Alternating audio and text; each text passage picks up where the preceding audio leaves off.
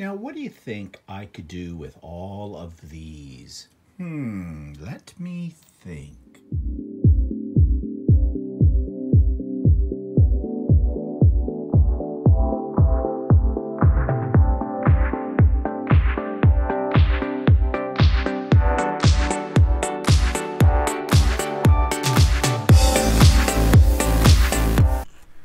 Good morning, everybody. It's Stephen here for Bland Designs, and this is my weekly vlog number 108 for Monday, March the 4th, 2019. So we're into the latter part of the winter, and in about 3 weeks it'll be here in Canada officially spring. That doesn't necessarily mean there won't be any snow.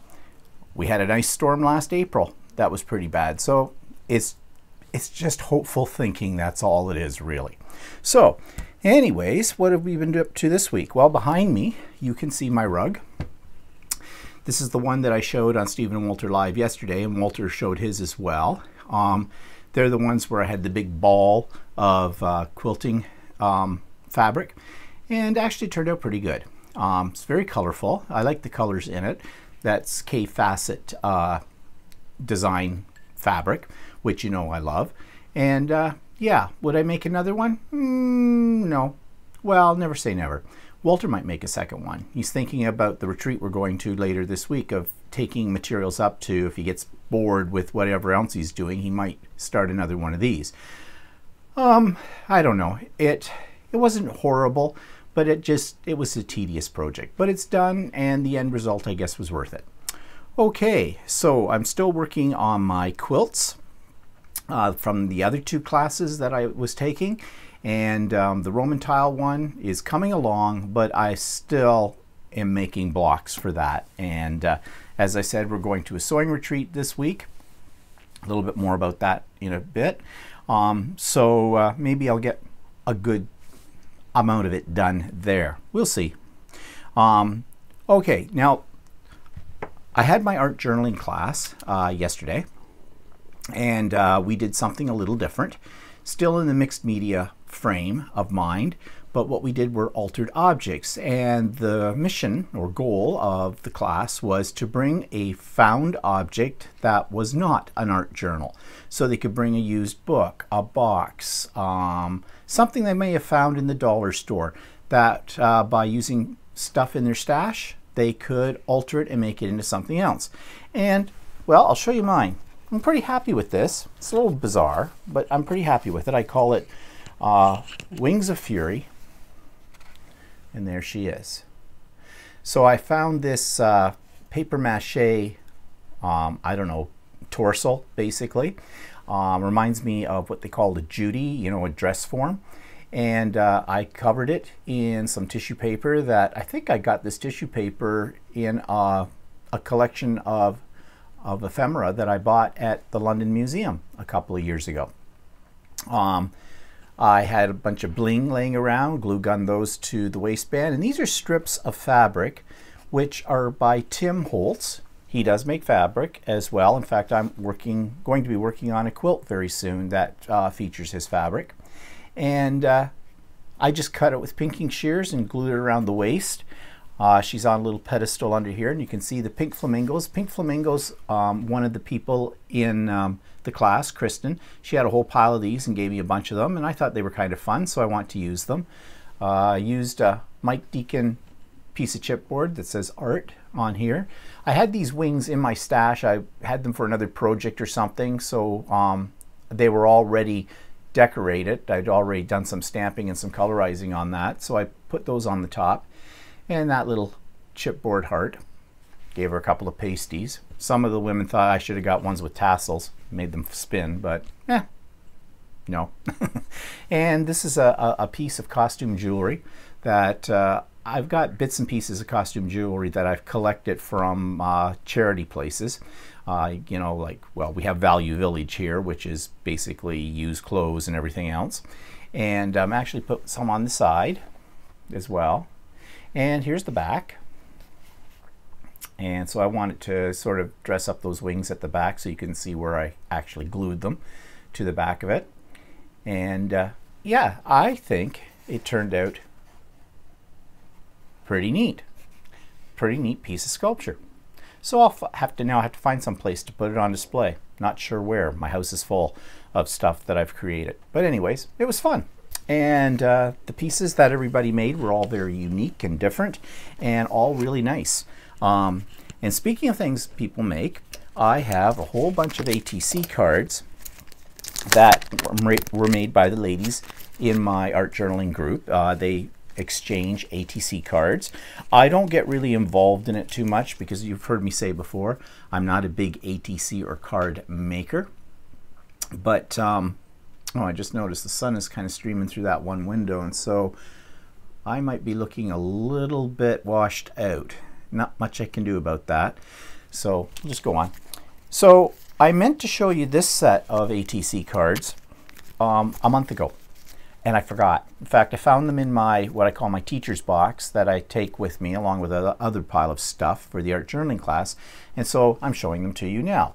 And this one was done by Joanne. And this is by Anne. And this one's a little right there, is by Carolyn. And this little Valentine's theme one, you can tell that they're from last month, was by Darla. And this one was by Gina. All very nice, and they'll all be going on my bulletin boards where I keep them on display. May have to get another bulletin board. I'm filling it up. And here was this month's cards. So this one's by Darla. It was the theme of Zantangle was one of the themes for this month. This one is by Pat, Joanne. Oops, sorry, that's not Joanne. That's Kristen. She used the oxide inks. This one's by Joanne. And this one's by Gina. Really neat effect on the black paper, I think. Another one by Kristen. And another one by Kristen. She made 3. I really like this one especially because it looks like a little mini piece of abstract art. And this was by Carolyn. And by Pat. So you can see they're really little mini pieces of art. And as I said, they're going on display. And I've got quite a few of them. Maybe one day I'll take a little bit of a video clip to show you what my wall of ATCs looks like. Okay, so that takes us now to a new YouTube channel, new to me. This is by a lady named Chris. She lives in Australia. She lives about an hour and a half, I think, away from Brisbane, where I'm going in a couple of weeks' time. We've been chatting with each other on Messenger, and she does have a YouTube group as well, where they sort of exchange, buy and sell, die cutting machines and things like that, and products, and share ideas. So I took a look at her YouTube channel, and here it is. This week's YouTube channel is called Inviting Thoughts, and this is a crafting channel, and especially focuses upon making handmade journals and albums and things like that. Now, this is by a lady named Chris, who recently reached out and contacted me from Stephen and Walter Live. And we've had a little chat, and lo and behold, she lives in Australia. And she lives actually an hour and a half away from Brisbane, where we're going to be in about 3 weeks' time. She reached out to me to talk about my series of videos in my vlogs about making journals. And she herself, as I've said, is also a journal maker. So you may want to check out her channel. She has not a lot of videos up, but she's got quite a few. And she takes you through the process of how she makes her journals. And her travel journals especially are quite cute. So check out Inviting Thoughts. So you might want to go to Chris's YouTube channel and check it out for yourself. Some great things there. Okay, so where are the links? Well, the one to Inviting Thoughts, which is Chris's YouTube, is down below as usual. The link to Stephen and Walter this week is below. I did get a little hot and bothered during the broadcast this week over a very controversial issue, which I'm going to talk a little bit more about later in today's vlog as well. And I have the link to this week's book that we're going to be talking about in a few minutes. So, what's pissing me off this week? Okay, this is an extension of something I discussed yesterday, a very controversial issue right now on YouTube. If you haven't heard, YouTube has been limiting comments on certain YouTube channels. They are demonetizing certain channels as well because they've had some brand name advertisers pull out support on YouTube or pull out their accounts from YouTube because of a YouTube video that went viral where some guy discussed the fact that people are watching other people's YouTube channels and time stamping certain sections of them where they feature minors, okay, children. Okay, these are usually people who are showing basically home video, okay, of their family events, things like that. But there's, you know, perverts out there, child molesters, child abusers, pedophiles, whatever you want to call them. And they are actually watching these videos and then going into the comment section below and time stamping when there's a part of the video that shows a young child. Now, what their video, like this is how sick they are. You know, little kids, maybe running around the house in a diaper, in a kiddie's pool, something like that. You know, family stuff that people often post because they think it's cute to watch a kid running around the house half naked. The videos themselves are perfectly innocent. It's these creeps, those trolls out there that are making them into something unsavory.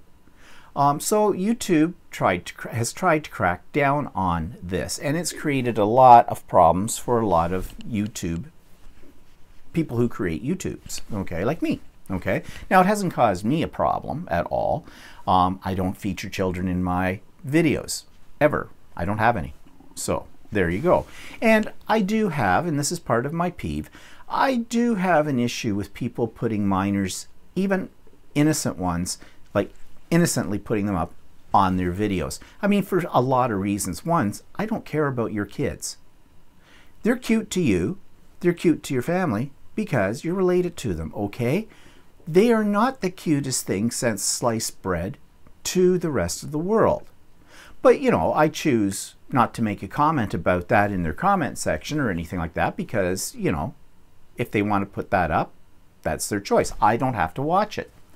But I had somebody do a character assassination on me in a comment, basically calling me a pedophile, basically linking it to the fact that I'm gay. And as I said in Stephen and Walter Live yesterday, there are very few cases of pedophiles that are members of the gay community. The vast majority of them come from the straight community. They're sickos. There's something warped in their head, for sure. Okay? But this person went on and on, said that I was a horrible teacher, wouldn't want my kids her kids anywhere near me. Just like based on 2 comments that I made, and I discussed those in the video yesterday. They were a joke. Actually, one of them wasn't even meant to be a joke. I didn't know that there was this controversy right now on YouTube. Somebody in our live production mentioned it, and so Walter tried to look it up while we were talking on the live, and this was a week ago's live, not this current one, on Google. And I said, and this was a serious comment, I said, I wonder if YouTube has done a video about this. Meaning, is YouTube talking about the situation? Because YouTube does do that at times. Well, this person took offense to that. And later on, I made a comment. Now this, okay, I will admit, this out of context, is a horrible comment. I made a comment, we were talking about the number of people that watch YouTube videos and how people make their money, like make their living, making YouTube videos. That's their job. And these are usually people who get like hundreds of thousands of views on a single video. And because they're monetized, because advertisers advertise on their YouTube channel, they get money from YouTube and they probably make a lot of money. I'm monetized, but I make next to nothing. Okay. I think it takes me about 4 months to make $100. Okay. And that's fine. My life does not depend upon having my videos monetized. But there are people that this is a full-time job for them. And you can usually tell because their videos are usually very professional. They're usually about topics that everybody has an interest in. Yeah, so they're making it a business. But I made a comment that something about maybe I should have something. I didn't say put something up about child pornography, but I thought, you know, child pornography apparently creates more views. Ha ha. Like, okay, I have a sarcastic sense of humor. I'm sorry, I know some people don't get my sense of humor. But this one person obviously didn't get it. She removed herself as a subscriber, fine, because I was going to block her. As soon as I saw the message, I deleted it because it just went on and on and on. And, you know, it was offensive to me, to the other people that watched my vlog. She didn't have any right to do that. Everybody has opinions about things, and everybody can misunderstand somebody else's intentions and things. But if it was really upsetting her, then she could have sent me a private message and say, hey, look, you made a couple of comments and I just want to know. But no, she did this in a public forum and then ran and hid from it. I don't think anybody actually saw the comment because as soon as I got the email notification that this new comment had come up, I went and checked it out and I deleted it immediately. Now I was seeing red and I want to call this person out. I discussed it with Walter and I was pretty much determined I was going to call this person out because quite frankly, I have had it with people in social media, whether it's YouTube, Facebook, Instagram, whatever, thinking that they have the right to insult, to character assassinate, to just be belligerent in social media and hide behind social media when they do this. That's the world we live in now. And yes, it's sort of like celebrities. They're out there so people think they're free game to criticize them. And YouTube creators, we share an awful lot about our lives and things to strangers, basically strangers. And yeah, so you're going to have to expect that some people are going to criticize you. It's simple as that. But there's a difference between constructive criticism, I've said this before, and outright character assassination. And that's what this lady was doing. I would dearly love to call her out. I would. But that's reducing myself to her level, and I'm taking the higher road. But what's pissing me off is the fact that people don't think about the effect their comments may have on other people, and that they hide behind what they think is this wall in social media, and it's never going to come around to bite them in the bum later. Not true. What goes around comes around. So anyways, it got me upset. If you watch Stephen and Walter Live from this week, you will know how upset I was and why. I'm not looking for people's sympathy. I'm not looking for people to boost my self-esteem or anything like that. But I will say one thing, and I said this on Stephen and Walter Live. If you don't like my videos, if you don't like what I'm saying, if you don't like me, don't watch. No one has you chained to your computer making you watch my videos or anybody else's videos for that matter. If you find something offensive to you for whatever reason, shut up. Shut up. No one cares about your opinion. Let's get over ourselves, shall we? In the big scheme of things, we are nothing. That goes for everybody. I don't care if they are the President of the United States, the Premier of Ontario, a Prime Minister of a country. We're all just people. And none of us are more important than anybody else. But for some reason, social media seems to make people think they are superior and think that they have the right, according to their own beliefs, to shut other people down. I mean, basically, that's the essence of war and conflict, isn't it, in our society? If you think about it, one religion against another religion, one culture against another culture, one race against another race, because each of them thinks they're more important and special than the other. Let's just get along. And if there's something you don't like, and as long as it's not actually harming anybody, then move on. I mean, I don't watch videos about cars or about gaming because those I have no interest in. But I don't sit down and start to character assassinate someone at my keyboard because they put up a NASCAR race or something like that. I don't even know what you call those things. Or, you know, I don't turn around and criticize somebody because there's a certain movie star that they're talking about their latest movie and they turn around and they say, well, I didn't like this movie and this is why. Yeah, okay, that's your opinion, that's fine. But I don't character assassinate you for something like that. So I guess what I'm pissed off about is the liberty that people seem to think that their opinion is more important and the right one than anybody else's. Okay, enough said. Moving on. Product reviews and what's new. Well, a couple of things to show you. I need some water. Okay, this won't be of much interest to a lot of you, but for those of you that are quilters, it might be. This I heard about on a podcast, one of many podcasts I listened to about quilting, and it's called Free Motion Quilting from Ordinary to Extraordinary, 3 Steps to Joyful Machine Stitching in 21 Days. Well, you know how I have an interest in free motion quilting, but I haven't done a heck of a lot of it because, quite frankly, it scares me. I'm afraid of wrecking what I've spent a lot of time creating. And actually, this book addresses that issue and says no, and gives lots of reasons why you shouldn't be afraid. And I find them very justifiable reasons.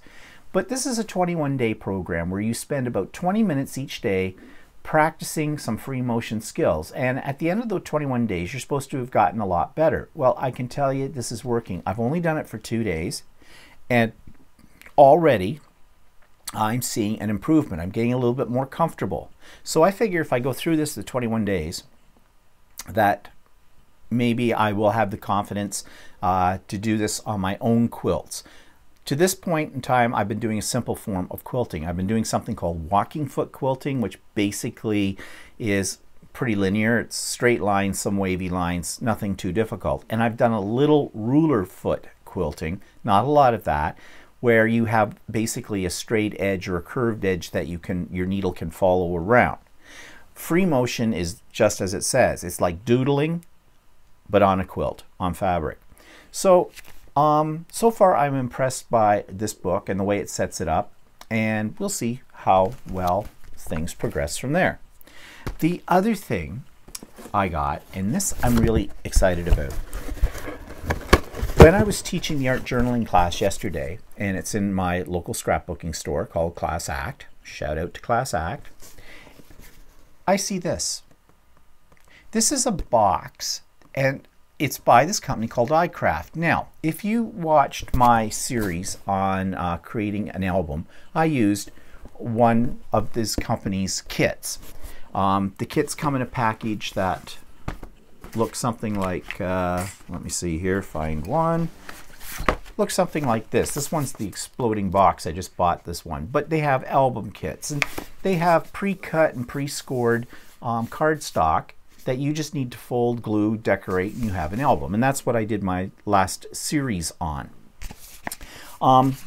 So when I saw this box, I asked Carol, the owner of the store, I said, "What's in the box, Carol?" And she goes, "Well, this is what's in the box." There are 6 different kits for making albums. This one makes a little like clutch purse type of folder, photo folio, they call it. This one does, you know, another kind of album, etc. All of these. Plus, you get 6 of these, but she said that these are also in 2 colors. I think they're in craft and in black. Yeah, they are. So essentially, each one of these kits will make 2 of these types of albums. So you're getting 12 different types of albums in the box. But there's more. You also get a pad of their paper, 6x6 paper. And this is the pad that came in the kit. And it's called Watercolor Fantasy. And pretty nice. And it feels like good quality cardstock too. It's only one-sided, but that's okay. So the idea is you could use this to decorate.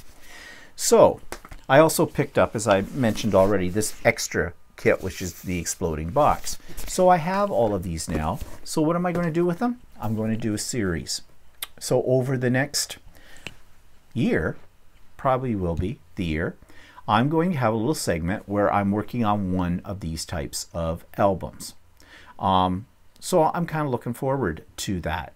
Again, it's returning me to something I really love doing in paper crafting, which is making albums and things like that. I've gotten out of that habit, especially since I found quilting, but now this gives me the incentive to do these, and I will do them so you can see me doing them as well. So that is something. Also, as an aside here, this same company has other products as well. They have wood chip pieces, they have stencils, and Carol just showed us on yesterday their line of chalk paint they've come out with.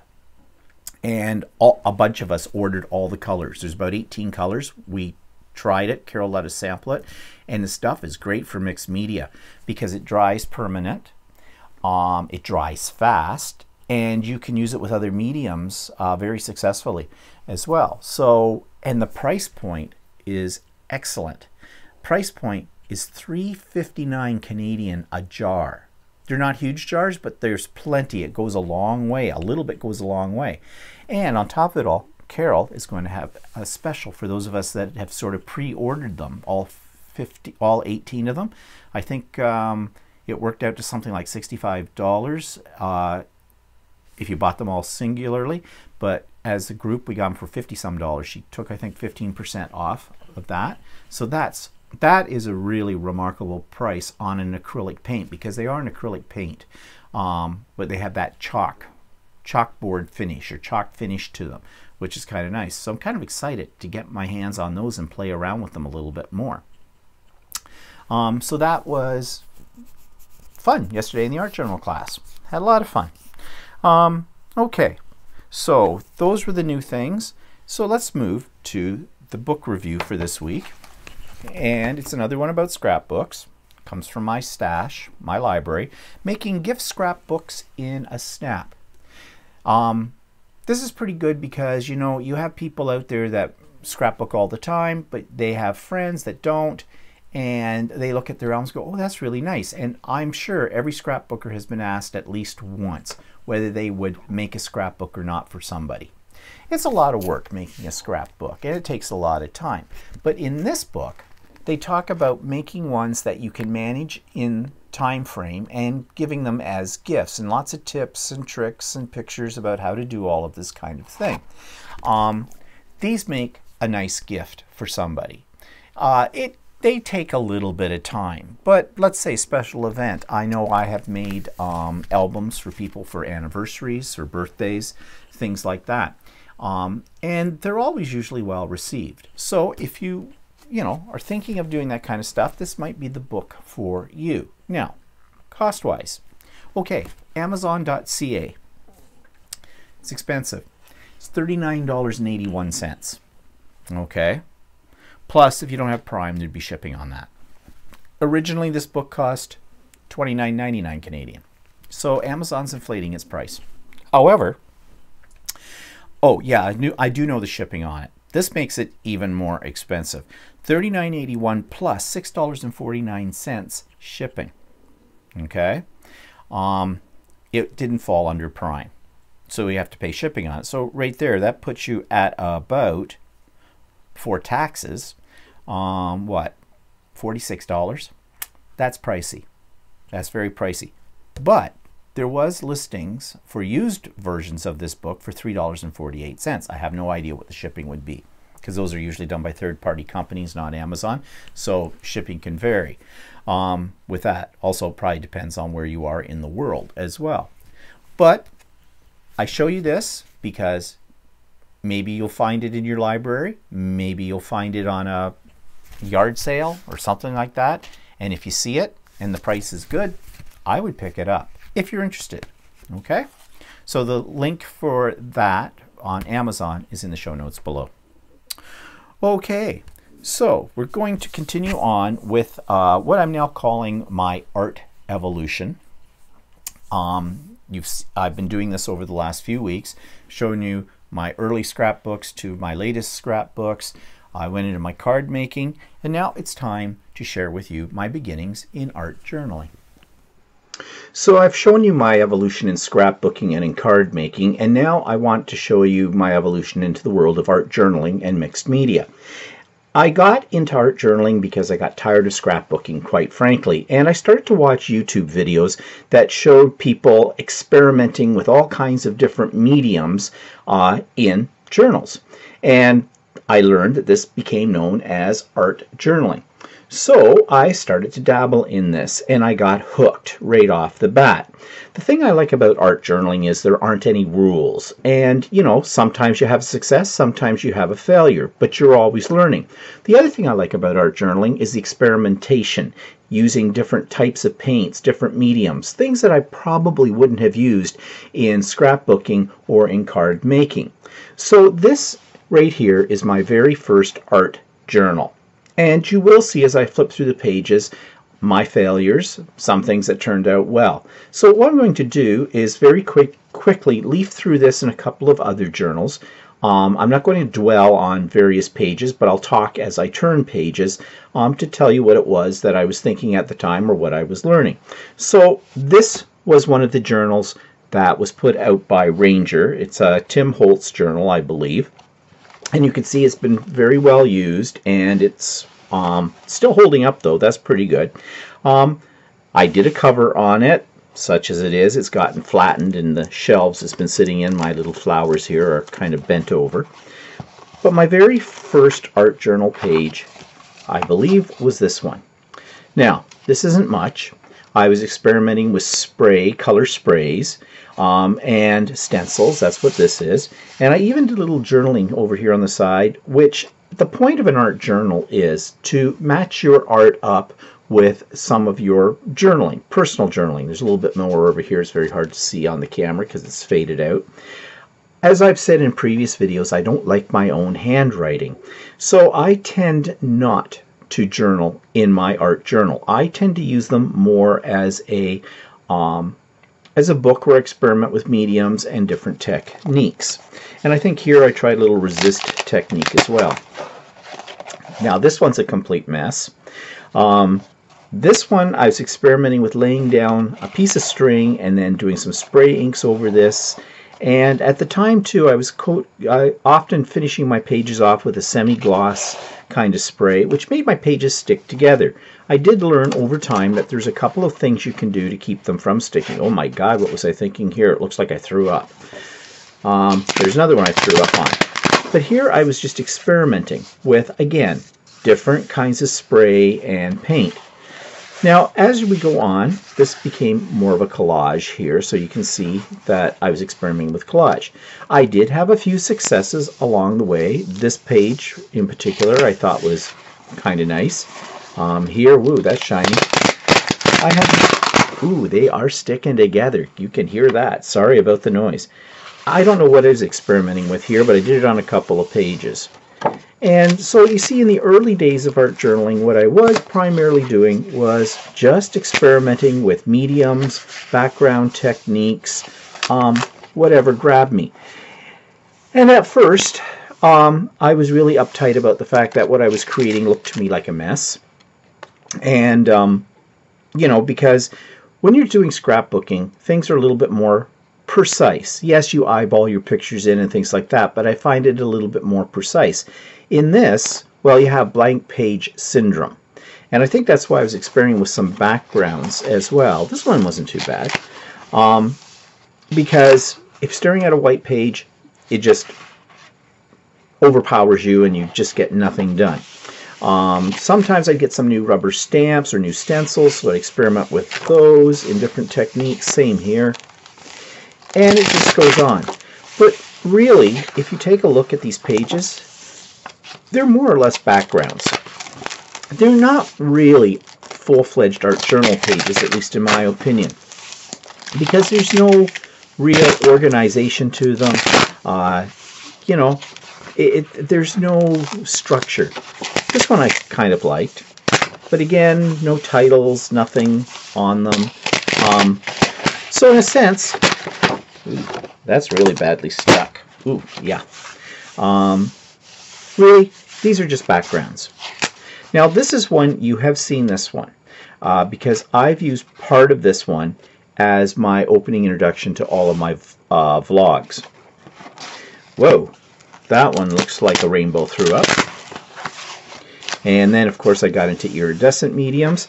At the time that I started this, I was working at the craft store, at the scrapbooking store. And when new products came in, I'd purchase them and go home and experiment in my art journal with them. I also, at this time, had discovered Mike Deacon, and you've heard me talk about Mike Deacon before. And Mike Deacon is a fabulous art journalist. And he also creates things called digi-downloads, and I have bought all of his digi-downloads. They're very, very inexpensive. And he does weird things with them, and I really like them. And that sort of inspired me to start, in some of these pages, thinking a little bit more about theme. This is sort of some pages I took out of a magazine, and even used the lettering from the magazine as well. Then I started exploring the world of used books and what things you could do with those. So you'll see that there are pictures in here that come from magazines and from used books and that kind of thing. This one's a bit of a mess. Now, this page, and it's kind of dead center of this art journal, is where I started to get a little bit more into sort of a more controlled collage. Putting the pieces together. Again, cutting things out of old art books and things like that. And the same with this. So now I've entered into the world of collage. And this one's upside down for me. I remember doing this page. I worked on this in a workshop one weekend, and I didn't realize I had my art journal upside down. And here again, more experimentation. But you can see now I'm starting to get into the world of collage. Even did some tape transfer techniques as well, and, you know, just experimenting again with different ideas and things that I found along the way. Of course, Australia was on my mind at the time when I did that one. So now I'm starting to mix elements that come from my stash of things. And I remember at this point in time too, this was my effort at trying to draw freehand. I'm not good. This was also my time when I started to explore the world of used books, text papers, sheets of music, jelly print papers and things like that. There's a page I never finished. And I keep going back. I'd go and do some backgrounds, things like that, but I kept going back to doing this kind of collage because this is the kind of collage I like. It's more thematic, and not all of them work, of course, but, you know, that's how you learn. And that was my first art journal. Well, speaking of collage, this is my second art journal, but this one is one that I decided I was going to do more with collage, focusing on things from Mike Deacon and things from Tim Holtz. Tim Holtz paper dolls, I had discovered those and I'm in love with those. I still am. But I'm also in love with the images from Mike Deacon. So you can see here the pages are a little bit more sophisticated. Again, I'm not doing any journaling. If there's any writing on here, the writing comes from the source materials. Then I was playing around with being interactive. Wow. This one I'm quite happy with. I really like this one. I think I saw Julie Fafe Balzer video where she was doing something like this, and that's where I got the idea. Now, this journal, by the way, this is a blank page in it, but what this journal is, and I'll turn to it, this is an old cookbook. I had seen something about reclaiming books as your art journals. It was already bound and everything like that, so I just gesso over the pages and worked in it. So you don't need to go out and buy yourself an expensive art journal if you want to get into this. You can use almost anything. You can make your own, or in this case, I just went to the local charity store and bought an old cookbook and gessoed over the pages. And if you don't know what gesso is just basically a thin white paint that gives you a foundation. It's like a primer to work on. So that's what this one was all about. I did get myself, though, a new journal. I do like these journals from Ranger products, and I got started in this one. Now this one, what I decided to do is not start right on the very first page. I think I started in the middle. So let's find the middle. Yeah, I think I did. I had been to London, England at this point in time and had gone to several museums, and one of the museums, I can't remember which one it was, it might have been the London Museum, they had packages of ephemera from various time periods in history, in British history. This one I think was to do with the First World War. And so I used the elements in it to create this collaged paper. I guess I was in a Halloween mood when I did this page. And here again, I would start to look in books and magazines, and if I found an interesting image, I would start to develop the page around that image. And sometimes it was just eclectic elements that I put all together, and really no rhyme or reason to it. Well, there is a rhyme and reason to it. They had something in common. I don't know what the commonality here is, except vintage maybe, travel theme.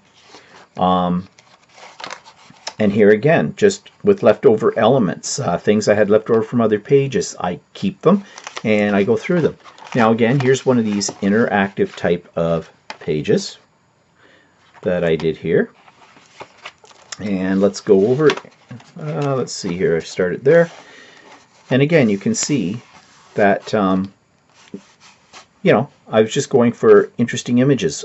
Some of the interesting images come from Norman Rockwell. I bought several old used Norman Rockwell books that had his pictures in it, his paintings, and I love them because they tell a story in every one. I mean, this one here and this, they all tell a story. So that's what I was using the art journals for more and more, was to sort of tell a story, but the story that comes from the picture that I'm using as the focal element.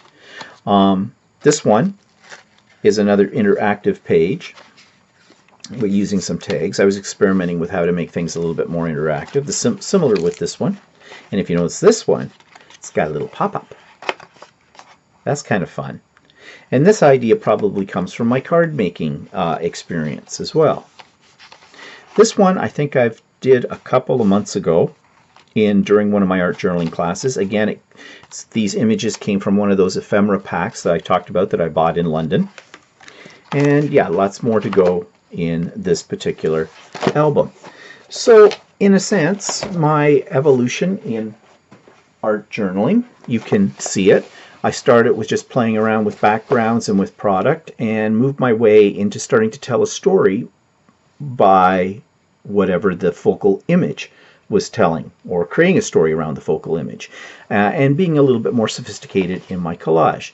Now, these don't necessarily win a lot of awards for quality, but that's okay. You got to break out of the idea when you're doing art journaling, and this is what holds a lot of people back, is that it has to be perfect, that it's got to look really good. You will make pages that you hate, you will make pages that you love. But the point about art journaling is it's for you. It's not for anybody else. And the ladies that are in my art journaling class, they started with that hesitation where they were afraid they were going to do something wrong. You should see them today. They will experiment with anything, and away they go.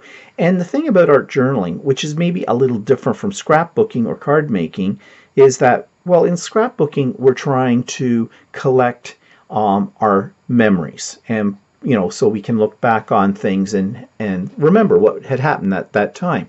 With art journaling, it's more freeing because there aren't any constraints, because you can't make mistakes in it. It's therapy. It's relaxing. Once you get your mind set that there aren't any rules. So if you want something that's going to free you up, if you want something just for pleasure, just to play, art journaling's the way to go. So from here, I'm going to show you how my art journaling started to develop more into mixed media, and mixed media that you can hang on the wall, mixed media that's art or sculpture. And that'll be next time. So next week, I will move on from my art journals to some of my pieces of hangable art. Okay, so I've finished the album that I was doing, showing you each week. Now I've moved my attention to another product by a company called Heartfelt Creations, and I've mentioned those in previous videos. And they have some kits for creating what they call tunnel cards. Now, these cards are fairly elaborate. They're more like a little mini album. But the whole point of a tunnel card is that you have layers that you can see through when the card is closed, and each layer as you open it sort of tells a story. At least that's the way I'm looking at it. So I've decided, I have never done one of these before, so I've decided to take you on my journey as over the next couple of weeks as I work on my tunnel card. So here's the first installment. So it's time for a new series, and this series I'm going to build upon what I was talking about in the vlog last week about my card making evolution or de-evolution, because I don't really do card making that much anymore. But I thought I'd pulled out some things that I have in my stash and use those as inspiration for creating a type of interactive card, if I say so. So before I do that, let me talk about something that I've already talked about before, but in a little bit more detail, and that's Heartfelt Creations. This is a company in the States that creates, well, they're famous mostly for creating flowers. They have a series of dies and rubber stamps and tools to create dimensional flowers. And you can really get hooked on this, and I did at one time, and I bought a lot of Heartfelt dies and rubber stamps and things like that.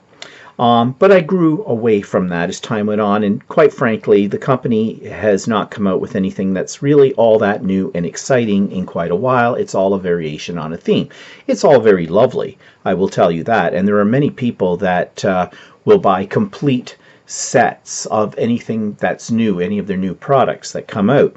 I know that when I used to work at the scrapbooking store, there were standing orders for the complete new release of any of the Heartfelt Creations products, and those new releases usually ran in around about $200 or $300. So it's also not a inexpensive crafting series.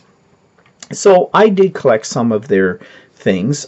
They have paper pads, and the paper pads were kind of neat because they're very pretty, for one thing. And on top of it all, you can they have a lot of background papers, and they have actual card faces as well, and you can use a paper pack to make some really nice cards. All the elements are here, and the idea of this system is they come out with matching dies and rubber stamps and inks that go along with their paper packs. So this is great if you're a card maker, or even for scrapbooking if you want to keep everything in a theme. You don't want to have to mix and match your colors on your own. Everything in these packages coordinates. I only have a couple of these packages, and I haven't really used them all that much because, as I said, these are geared more towards card making, and I'm not really a card maker. And then, of course, they came out with these albums, which is what I did in my last series. I showed you and talked a little bit about those types of albums where they already have various pages for them already made for you. You just have to put them all together. But they also have come out with interactive cards or fold-out cards, whatever you want to call them, and they have different packages of these. So for example, this package is showing you the type of card that opens up in layers, similar to this one as well. And on the back they show you the various pieces that go into it. This is another type of fold-out card that has sort of a cutout window in it, and layers. So kind of cool, kind of like making a little album, only with just less pages. Now, have I done much with these? No. In fact, the packages are still sealed. I just thought they were kind of cool. But as I said, I'm not really turned on by card making. But this might turn me on, because what I'm going to do in this series is I'm actually going to take one of these kits and make a card. Now, I'll show you what I've got in mind. So they came out recently with, I would call them a tunnel book. They're calling them an oval card, a layered oval card. And it has these pieces in the kit. And this is what it looks like when you take it out of the package. You have this back piece, which has already pre-scored hinges or spines. And the idea with these is you take these pages and you glue them or adhere them to each one of these. Now, of course, these aren't going to stay in, and I've got them out of order. You go from the smallest to the largest. And this is basically the principle of what's called a tunnel book. And the idea is each page builds on the page before as you flip through it. So let me just see here. Of course, I don't have these glued in yet, but you see the idea?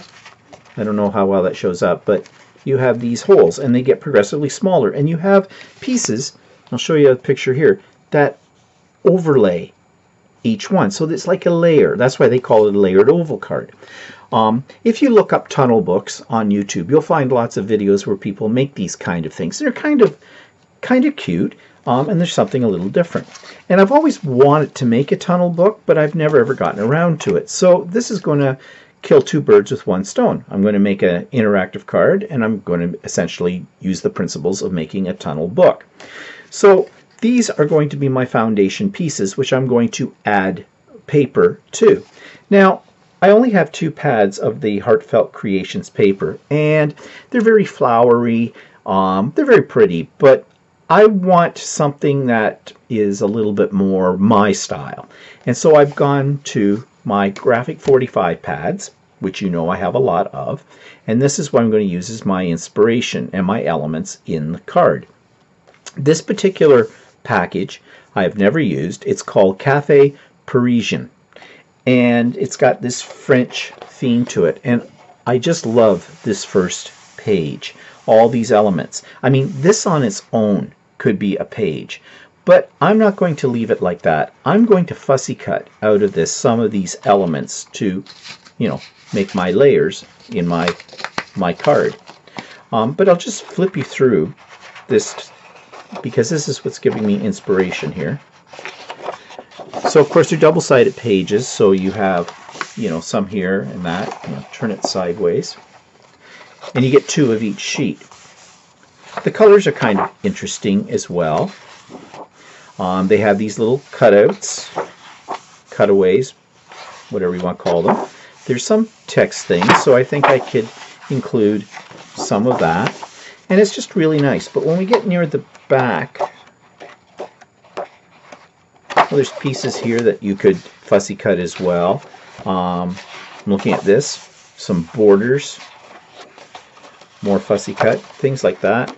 And then we have here at the back a couple of pages with these cards, like for journaling or something like that. So basically what I'm proposing to do is create sort of a mini album, but one that could be used as a card, as a special card for someone. Now, I have never made one of these before, so I'm not sure how this process is going to go. In my last series, you know that I actually scanned in the elements. I'm not going to do that with this one. These are relatively inexpensive to buy, And I think the time it would take me to actually scan these, get my Cricut Maker to cut them out and that kind of thing is not really worth the effort. So I'm going to use what came in the package and make this what I'm now going to call a tunnel card.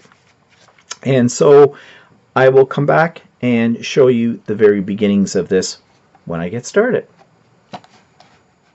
Okay, so what I've done now is I took that very first page that I showed you. I'll show it to you again. This one right here. And I cut out all the elements that are there. And there wasn't a lot of waste left over. And in fact, some of the pieces that would have been waste I've cut as well because they might serve as border pieces or other embellishments. So I have all of these, and I'm going to use these as the basis for what's going to go onto each page of this tunnel card. I am now calling it a tunnel card. But I do have other elements. I will need other elements. I'm going to need some background papers for this as well. And I have to make a decision as to what my focal image is going to be, because you move from larger to smaller, and the center part here is the end of the story, so to speak. So I have to decide where these will go on the pages, how I'm going to do the pages, and all of that yet. And that's going to take a little bit of thought. Also, I am not going to assemble this book or this card until I have each of these pages finished. And I just realized something. I'm going to have a front and a back on each one of these as well. So I think the next thing that I'm going to do is I'm going to decide on my background papers, and I'm going to cover the front and the back of each one of these before I start mounting these cutouts onto it. And that's what I'll do in the next segment. So stay tuned. That'll be next week. Okay, so next week we'll carry on with that series. Okay, events of the past week. Update on my mother. She's fine, but we had a little incident, and I discussed it in detail at the beginning of Stephen and Walter yesterday. So, you know, if you're that interested in my mother, you can check that out. But essentially, her wheelchair broke. They fixed it, then they lost it. And for a week she was without her wheelchair. She had a lender. It was not as nice, and well, because it was very basic. She has a customized wheelchair. And she was in bed for 2 days because of that, because it wrecked her back. Well, she has a bad back to start with, and this just, you know, accentuated that. When I phoned over to the nursing home about the situation, they were great. They explained exactly what happened. It was a series of miscommunications, basically, amongst the staff. And not only that, and this is what impresses me about the nursing home she's in, not only did they apologize for that and everything, but they became very proactive about it, and they put in place a new routine when people's wheelchairs or that need to be maintained or whatever, so that something like this doesn't get lost in the shuffle. And I'm impressed by that they actually take action. They just don't pay you lip service. But my mother's fine. She's also sitting with some new ladies in where they serve them their food, because there was one lady at her table she's been complaining about since day one of being in the home, who is basically, I think she probably has some dementia. Not my mother, this other lady. And she, well, according to my mother, she's a pig. She wipes her food on the table, she pushes her dirty dishes over towards my mother, and it gets my mother upset. So they have moved my mother. I told my mother, you got to be your own self-advocate. If there's something you don't like, this is your home, you tell them. And they'll go into action and try to accommodate you the best they can. And they did. She finally told them that she was moved to another table with a couple of ladies who are much more with it. Of course, my mother's never 100% happy. So, of course, she says, these two ladies, all they do is talk about everybody else in here. They just gossip, gossip, gossip all the time. I said to my mother, well, at least it's conversation. You know, like, what else are they going to talk about? You're in a nursing home. Like, quite frankly, it's not like you get a lot of stimulation in a nursing home. I mean, there's activities and things there, but, you know, so it is a community, a closed community. So, of course, people are going to talk about other people. And it's not like my mother doesn't. She does. Okay, but she likes to pretend that, no, you won't. You won't hear my mother repeating one word of gossip, so you better listen carefully the first time. There's a joke in there.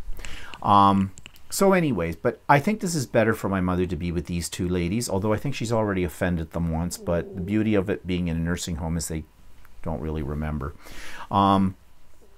She, I guess, left the table after she was finished eating and said to him, okay, ladies, I'm off now, so now you can talk about me.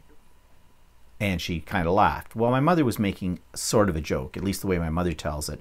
But I think one of these ladies anyways kind of took offense to that, so she sort of gave my mother the cold shoulder for a day. But I think everything's fine now. And I also think it doesn't matter if they're gossiping about other people in there, at least they're not wiping their food on the table and pushing their dirty dishes in front of my mother. It's some form of stimulation, okay, for her. And she needs that more than just watching TV all day long as well. So, you know, but besides that, she's doing okay. So that's good. Makes me feel better, and especially with us coming up to the time we're going to be away for a few weeks in Australia. I really don't have to worry about her this time. And this will be the first time that we've taken a trip where I can say that in a long time, because I know she's being looked after properly. So that's a good thing.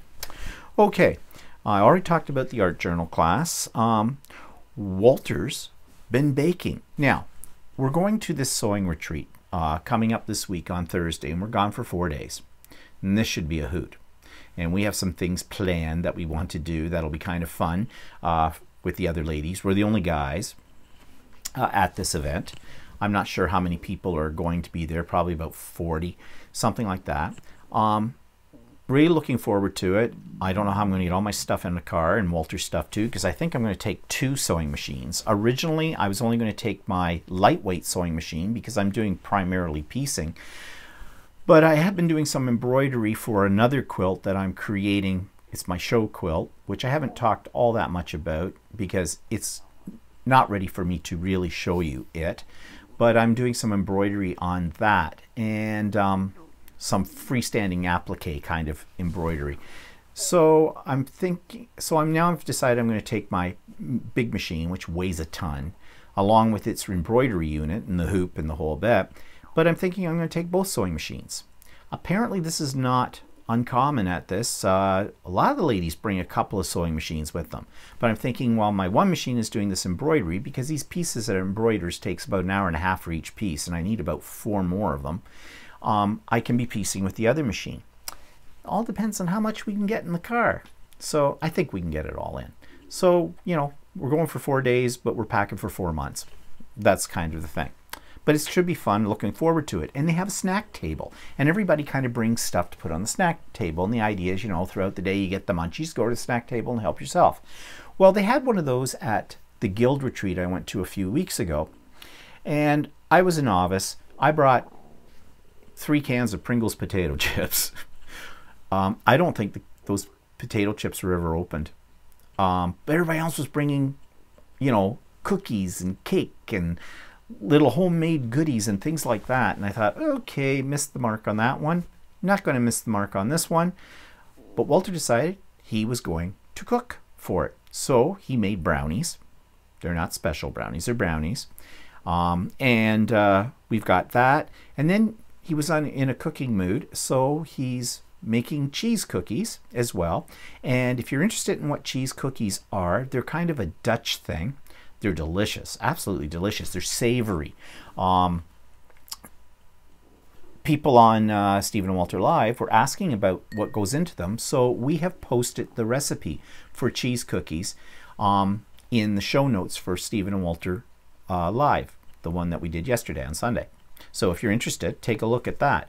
One word of warning, the recipe calls for weighing your ingredients, as opposed to, you know, a cup of this and that kind of thing. So you need scales to do this recipe, or I don't know, maybe you can do some kind of conversion to, you know, and I think it's in metric as well, because this is a recipe his mother had, and of course Europe was all metric, and of course in Canada we're metric as well, although we use both systems interchangeably. So if you are somewhere where you're not familiar with the metric system, you may have to do some conversion. But they're good. They are good. And they're not difficult to make. And they don't take a lot of ingredients. I mean, basically cheese, flour, a little baking soda, and there's something else in them too. And they're pretty easy, I think. Because I've never made them. But Walter makes them, and they're good. And what else was Walter making? There was something else he had on the go there too. Oh, pie. Actually, it was frozen, but he had made it. Actually, he's got a couple of peach pies, or we had a couple of peach pies that Walter made last summer or last fall in our freezer. And I love pie. It's one of my favorite food groups. And so I had a hankering for it and said to Walter, well, since you're in this baking mood, maybe you should get one of those pies out of the freezer and cook that up. And he did. And they're delicious. So while he was in the preparation part of these little, making his brownies especially, I took a little video. So I'm going to insert it here. So let's see what Walter's cooking in the kitchen. So what are we making today? Ooh, special brownies. And these are all for us. No. What are we doing with these? We're going to take them to the sewing retreat. Yeah. They're special brownies. Well, not really. And then over They're special here, because I made them. and over here we have Walter's famous cheese cookies to be made yet. Well, that was third and afterthought because of we had extra cheese. So. And cheese cookies are delicious. They're a Dutchy thing. And then over here, I love pie. One of Walter's homemade peach pies. Which, every time we cut into one of these, he always goes, oh, I should have used more flour. It's not thick enough. It's runny. But we'll see this time.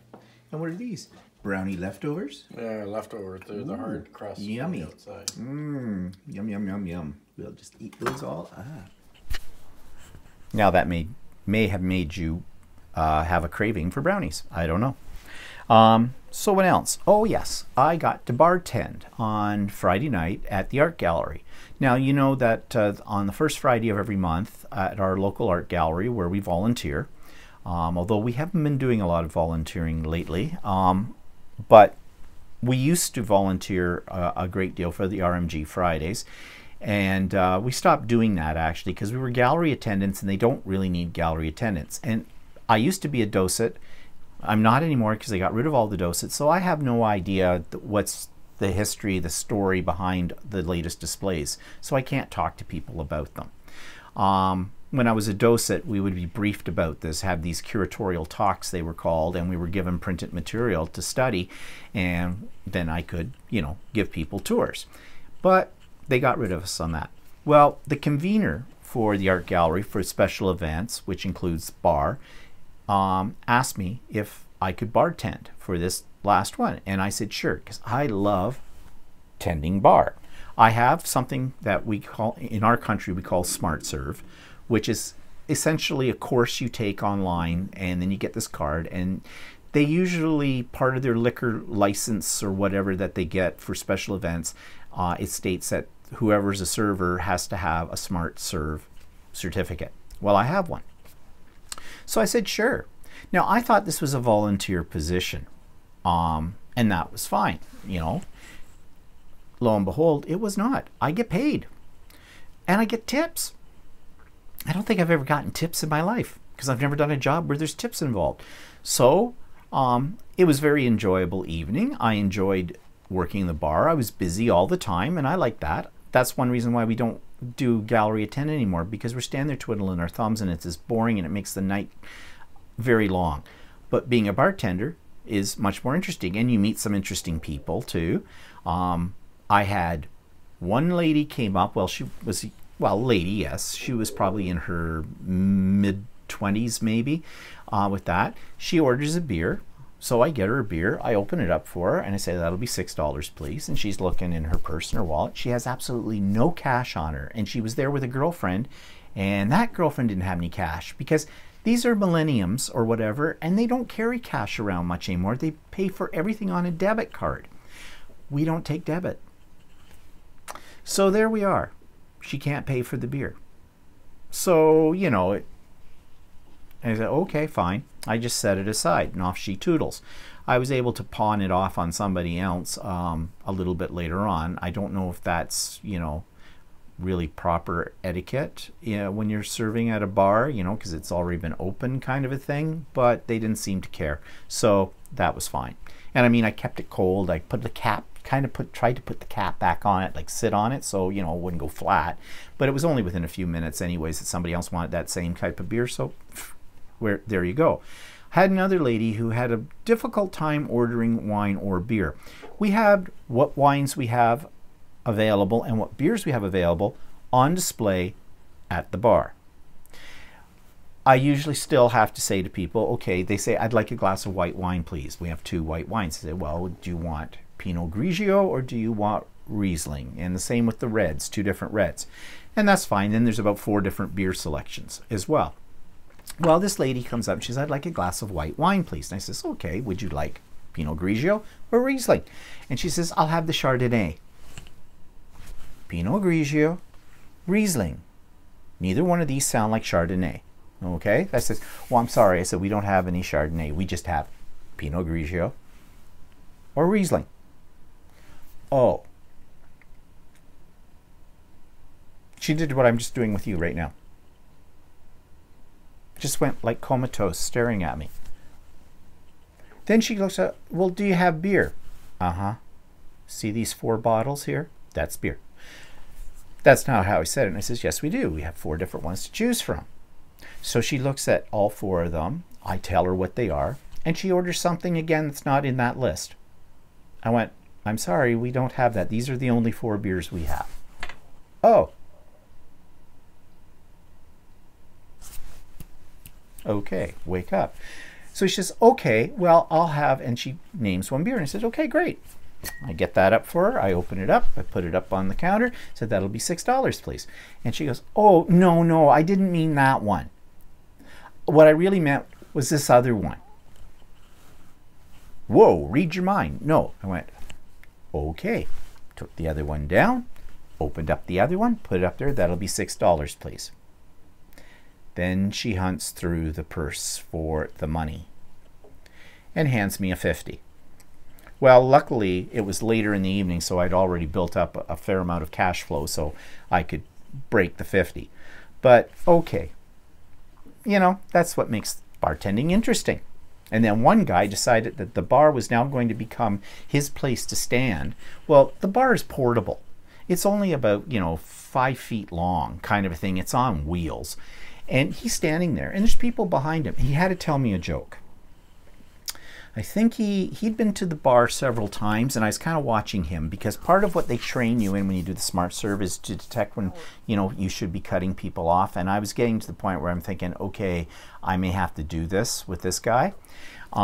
He wasn't belligerent or anything, but he was just getting a little too friendly. He had this joke he had to tell me, and the joke went on for days. So he's telling me the joke, and I'm looking behind him going, hi, can I help you? And that kind of thing. And he's still standing there, but he kind of stopped telling his joke while I served these other people. Then he continued the joke. I couldn't tell you what the joke was because I wasn't paying any attention to it. I was trying to serve customers. I was trying not to say to him, would you want to get the hell out of my face?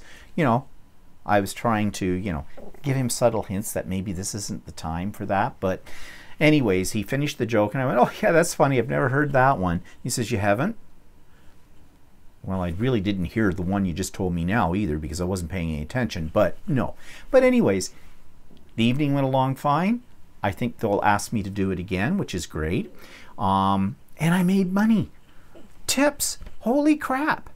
I made $95 in tips. And that was from about 7 o'clock until about 9:30. So that's pretty good. Plus, they're paying me minimum wage and they're paying me a minimum of 6 hours work. So I'm getting like $14 an hour, 6 hours, $84 out of that as well. I haven't got the money yet because they send it to me, but whatever. She said it takes a little while for them to process it, but what the heck? That was easy money out of it all. And I was just volunteering. I wasn't expecting to be paid. Didn't know it was a paid position.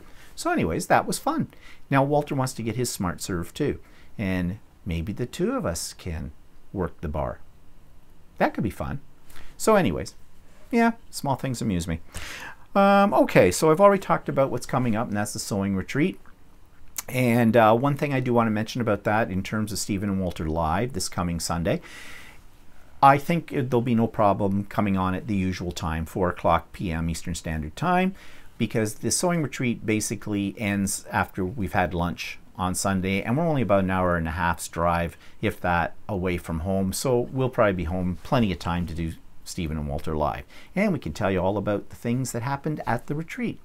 So anyways, I'm looking forward to this week because of that, and I hope you're looking forward to your week as well, and it's a good one. And we'll see you next week on the vlog, and we'll see you next Sunday on Stephen and Walter Live. Bye-bye for now.